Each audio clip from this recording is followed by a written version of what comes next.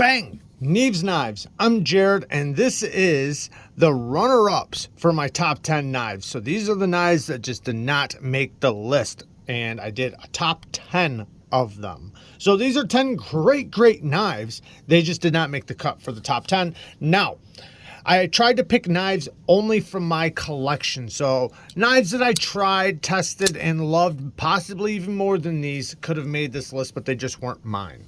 So starting off, we have the Artisan Aria. Almost forgot for a second. The Artisan Aria. Now this is the original one, and I think it did come out like right at the end of 2020, but nobody got it until like 2021. There might have been some prototypes or something. But great knife. I do really like it. Mine has the coral micarta with the titanium frame lock, and it does work left-handed. Great knife, but no lock bar access. Now, yes, I can cut it out myself, but it is super tight. Now, they do have other options of this. They have a ton of options with this knife, and the liner lock version does have the cutout. Maybe even the new titanium version has a cutout. So I understand that. My particular one doesn't. I would have to do it. So I know they already fixed the issue. At least I know on the liner locks they did. I can't remember if they did on the frame lock versions as well, but it is an incredible knife. I do really like it. But I do have one other little thing. It does get a little tiny bit of lock rock, which you might be able to see when I put pressure. You can see the lock bar just barely moving. The lock bar's rocking just a little bit. That's not even that big of a deal to me, and that is not what kept it off the list. It's just I am a pet peeve, or lock bar access is a pet peeve of mine, and this is very tight. So I would have to cut it out to make it better. And in that case, I'd have to modify it. Now, like I said, they've already fixed the issue, so not that big of a deal. But, you know, something had to be a runner-up, right? Next, the Kizer October. Great knife, but it has some small details that I think could have made it a massive improvement. Now, they do have a titanium version coming out sometime. I thought it was going to be out in 2021, but I guess not.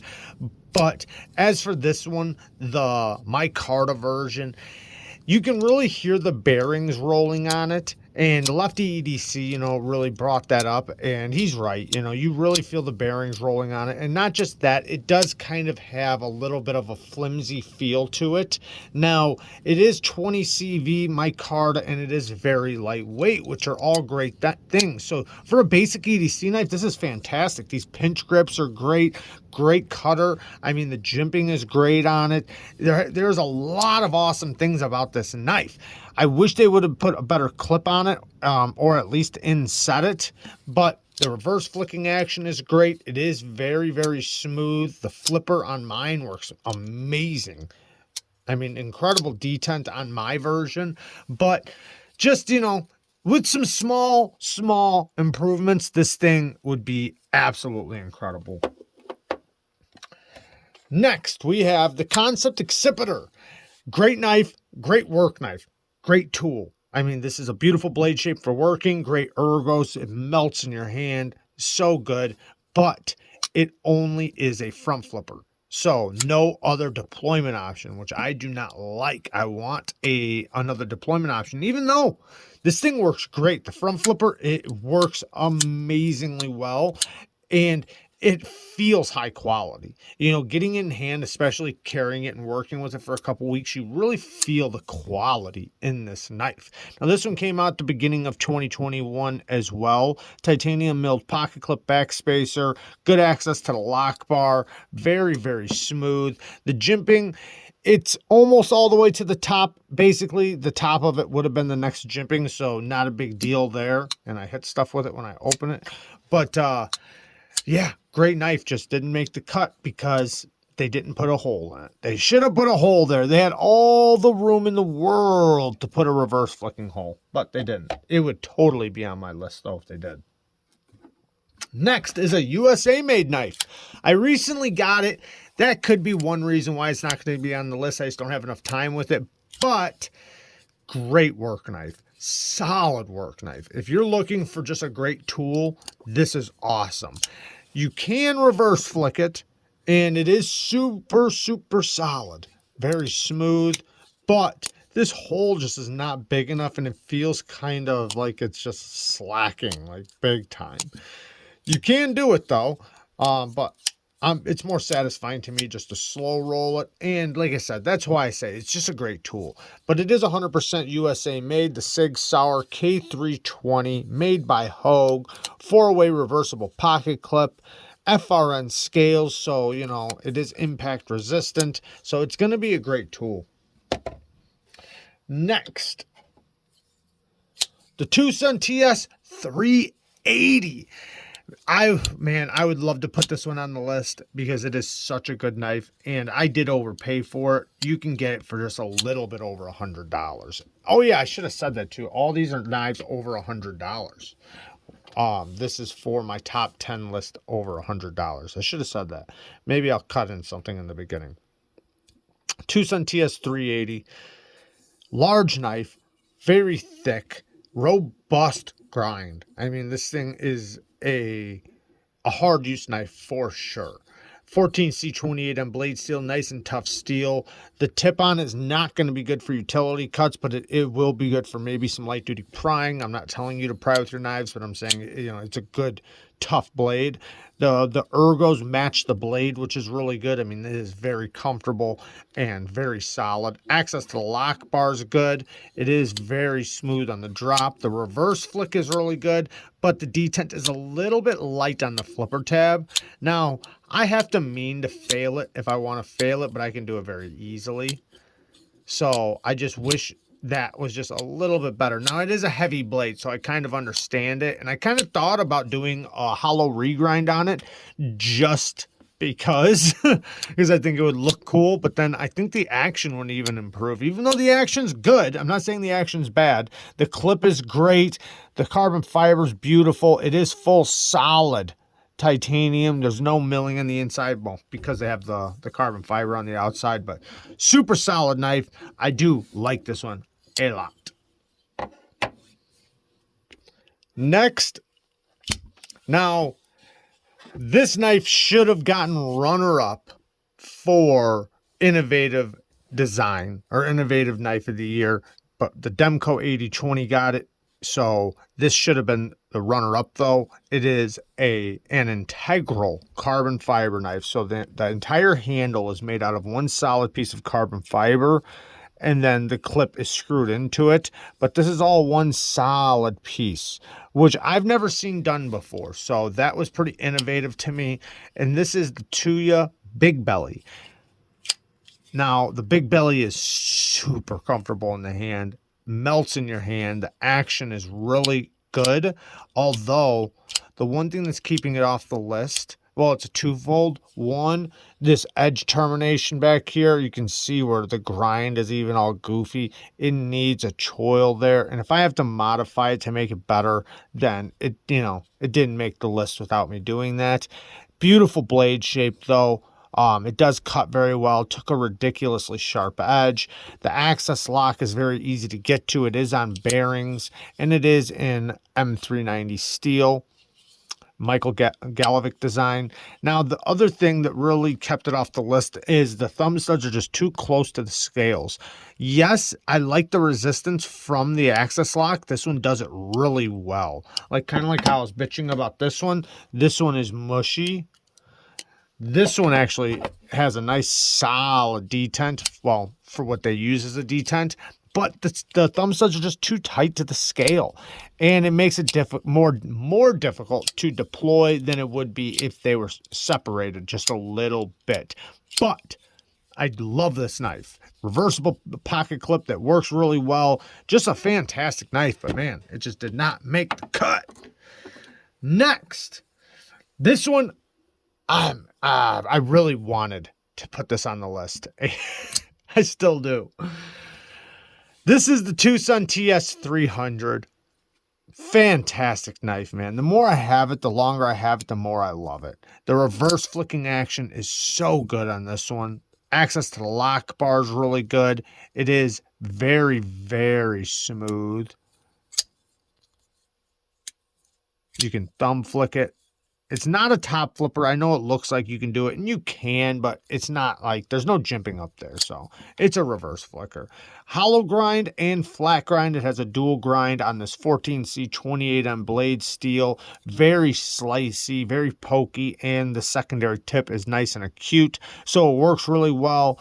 It's very well done all the way around. Now, the clip works just fine, but I do not like these clips. I don't like ball clips, but it works. It works just fine, so I'm not really complaining about it too much. T8 construction all the way around. Why didn't this make the list? I don't even know.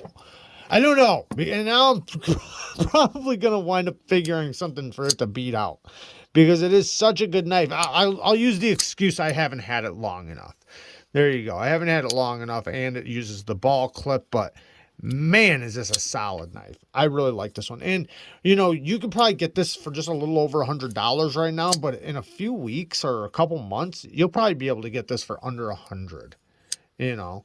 And you can reverse flick this easily left-handed, because you can put pressure on the lock bar as long as you don't put too much. And then if you do go right on top of the detent, you can put your finger on the over travel stop, which is the, you know, the pivot. So if, as long as you're not putting too much pressure on the actual detent ball, now I'm messing it up. It's very easy. Very, very easy.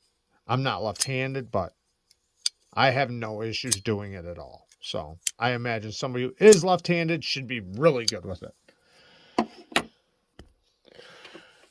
Next,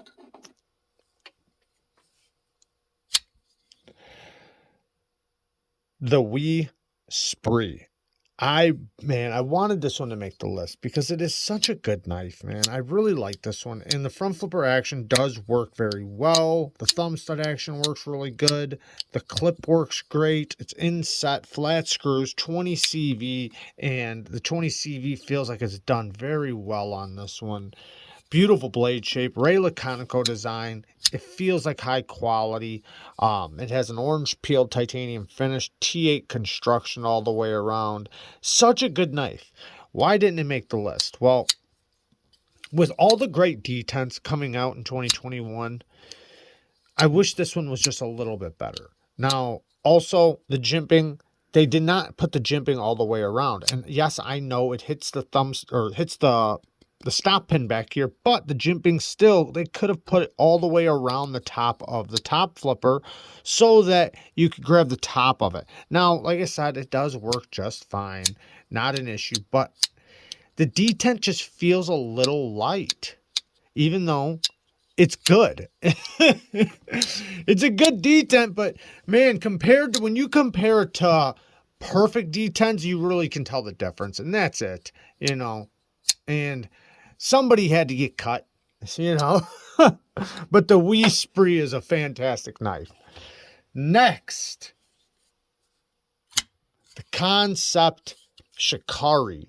Now, the KANSEPT Shikari comes in multiple different options, including a 20 CV version and with micarta.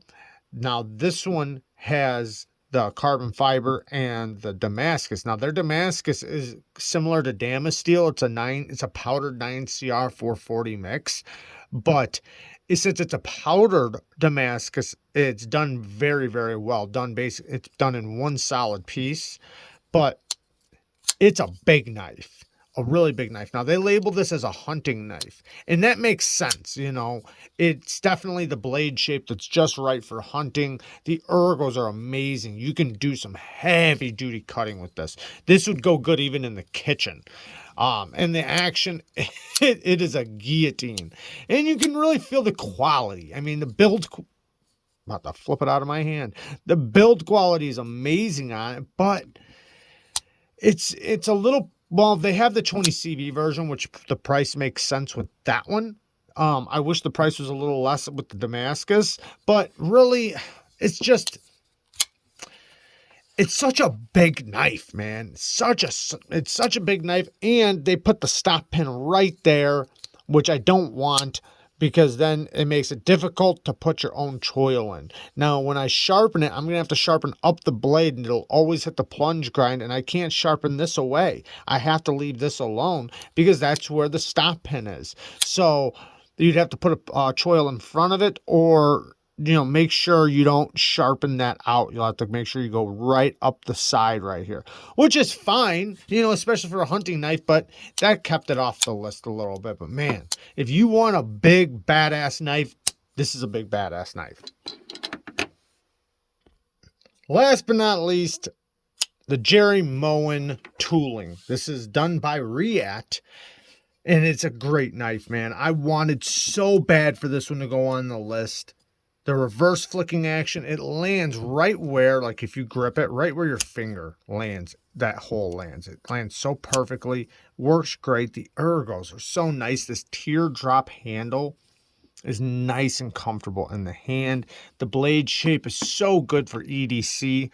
Now this isn't going to be a work knife. This would be a primary EDC knife, and it comes in RWL 34 titanium and micarta. The inlays are seamless. Now with RWL 34, that's a great steel for EDC, because it's not like you're going to be using this on the job site or using it as your long term cutting object.